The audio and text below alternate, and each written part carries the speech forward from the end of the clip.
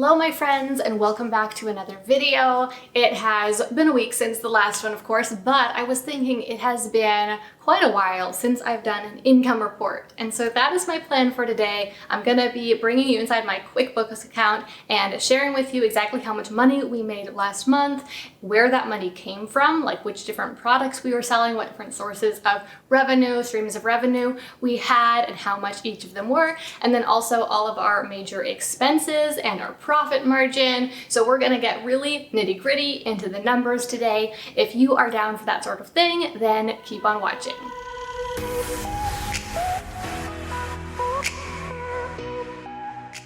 Okay, so here we are looking at my profit and loss statement. It starts out with our different sources of income in the business, and then it progresses on to the expenses, and then we'll see that profit margin down there at the end.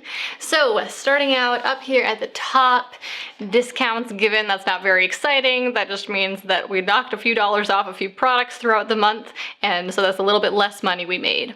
Then the next thing we have here is the first major source of income, and it is affiliate program income. So last month, I earned $1,488 in affiliate income. This is the source of income that definitely varies a lot from one month to the next, depending on what promotions our affiliates are running and how we're participating in those. I earn a minimum of about $1,000 per month from affiliate marketing, and a maximum, I would say, probably of about $6,000 or so. So $1,500, right on par with normal. The next major source of income is YouTube income, YouTube ad revenue, $6,207.68. That's actually a little bit up. We've been hanging out closer to the $5,000 mark for the past several months, so it's cool to see that up. My views were not especially up, so I think that as we are approaching Christmas, ads are probably starting to pay a little bit more. So you can see that those numbers together equal a bit shy of $8,000, and this is our total other income. So this is all the income that we earned not from selling our own products. So now we get into our own products that we sold. We have a few products that we sold just a small amount of, but the ones that made up the bulk of the revenue we brought in were Creator Fast Track. We sold a bit over $11,000 of Creator Fast Track. I love that this is doing so well because Creator Fast Track is one of the best programs we have ever created, and the funnel is also working really well. It's converting really well, and it's doing better and better every month, which is really rare and really awesome. And then the other major source of revenue here was Startup Society membership, bringing in almost $12,000. This is our most consistent source of revenue by far because it is a membership program where I get paid consistently each month for the content we create for the Startup Society members. And then we've got one other source of income here, which is the Mastermind, bringing in $4,000 last month. So altogether, in the month of September, we earned $35,847.69, so just a little short of $36,000. And really, this is quite on par with kind of my average, or should I say it is the baseline. That's a better way of putting it. I rarely earn these days below about $30,000 a month, so that is the baseline. $35,000, quite typical. Probably better to say the mean or the mode than the average, right? Because the average would be if we combined all the months and averaged them out, and that number would be a bit higher because on the months that we launch, we often earn significantly more than this, $45,000 or $55,000. However, this is very typical for what I'm earning in a month these days. So let's get on into the expenses now. So my expenses vary a fair amount from one month to the next, but there are a lot of things that are quite consistent. First thing we have here is just payment processing fees for PayPal and for Stripe, totaling just shy of $1,200. This is directly proportionate to how much product we sell. If we sell more product, then our payment processing fees are higher. It's just a small percentage of how much product that we sell. Not much we can do to control that, but it's actually better when that number is higher because it means that we have sold more product.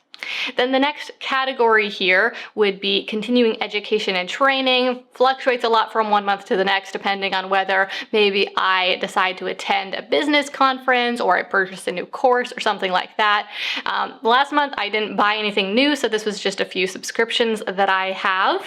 And then we've got graphic design expenses, $675. This is the retainer I pay to our graphic designer that's on our team. Then the next category is essentially software that runs the business. It was $867 last month. This is kind of deceptively low, really, because I pay for a lot of the software on annual subscriptions. And what that means is that some months this number is way higher. I may be paying $1,000 or more for one piece of software that we use all throughout the year. There weren't any payments like that last month. We can click into it and see exactly what we were paying for. We were paying for SamCart, for Google Storage, for Adobe, like for Premiere Pro and things like that, for QuickBooks, Easy Webinar, Squarespace, Toggle, Deadline Funnel. So these are all just normal things that we are paying for every month. I don't think any one of these was one of those annual subscriptions I'm talking about. So this is pretty much as low as this number gets. Then we've got podcast expenses. So the podcast expenses were about $1,500, and this is primarily a payment to the agency, Yellow House Media, that runs my podcast. And then there's also a few pieces of software here that we use to manage the podcast. And then we come to payroll. So payroll is the money that you're paying your employees. Now, my company only has one employee, it's me. I have a team, but they're all contractors. I'm not gonna get into in this video why I structured the company that way, but it just makes the most financial sense for my business. So I'm the only employee. I get paid a wage or a salary, and that right now is $4,700. And then I have to pay payroll taxes, both federal payroll taxes and state payroll taxes on my wages, which end up totaling around $360. I can tell that there's something a little bit off with these books right now because I know I pay more in state payroll taxes than $1.29 a month, but I'm guessing that payment just hasn't gone through yet, which is why that is so low.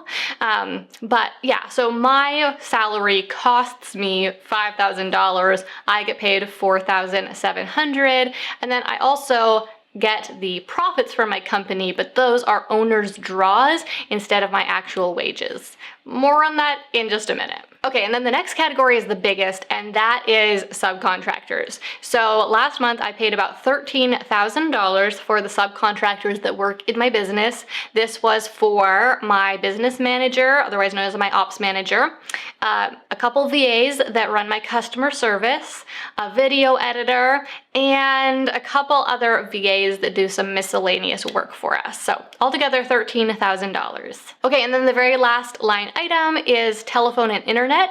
$245. This was for my business phone as well as the internet that obviously fuels my business. So altogether, the expenses for last month were $22,600. Like I said, it varies a fair amount from month to month. Around $20,000 to $25,000 is pretty typical though. So then at the bottom here, we get to my profit margin. So the profit that we earned last month was $13,247. However, you have to keep in mind that I would also consider the wages that I earn to be part of the profit. Technically, they are definitely not, but when I'm thinking about how much money my business made for me, I certainly include those two things together. And so if you add those two numbers together, then you'd have $13,000 plus about $5,000, $18,000 is how much money my business made me last month. So then if we do a little bit of math here, we can figure out what my profit margin was. So my technical profit margin would be $13,247 divided by the total revenue here, $35,847. So that profit margin would be about 37%. But then we also have, if we include my wages as part of the profit, then kind of my take-home profit margin would be the $18,000 divided by the 35. And that profit margin is right around 50%. So it's safe to say that the work that I do brings in a certain amount of money, and then I typically have to spend about half that money in order to keep growing my business. Now, full disclosure here, first of all, Yes, business expenses, even for an online business, can be significant, and they often are.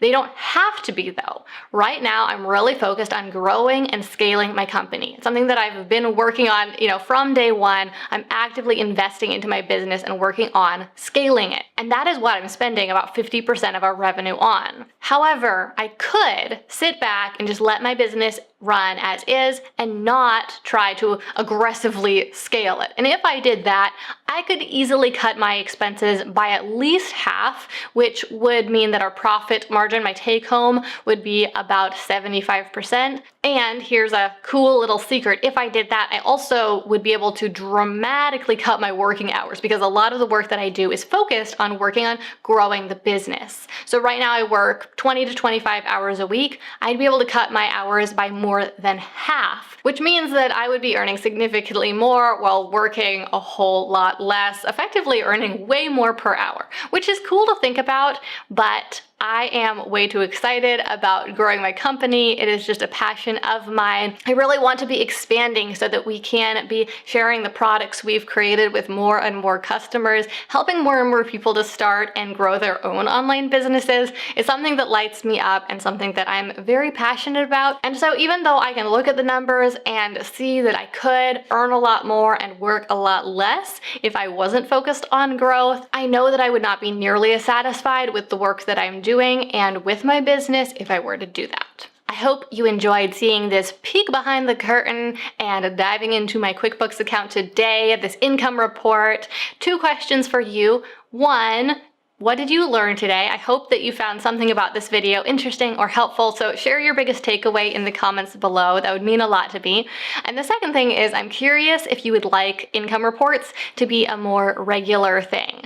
I used to do them monthly over on the podcast, and I ended up just feeling like it was a little too stressful. I was feeling too caught up in the up and the down of the numbers every month, because that is the entrepreneurial journey, and it can definitely be a little bit of an emotional roller coaster. So I don't want to do it every month, but I'm curious to know if you'd like to see more frequent income reports, because I do love doing them. If you enjoyed this income report, be sure to give the video a thumbs up. That will help it out in the YouTube algorithm, help more people get to watch this video and find my channel. And if you happen to be new here on my channel, then I would love to invite you to subscribe if you want to join me for videos every week all about how to start and grow a successful online business. I don't know if that is your jam, if that's something you're interested in, but if it is, then we should hang out, because that is what I talk about every single week. Thanks again for watching, and I'll see you next week.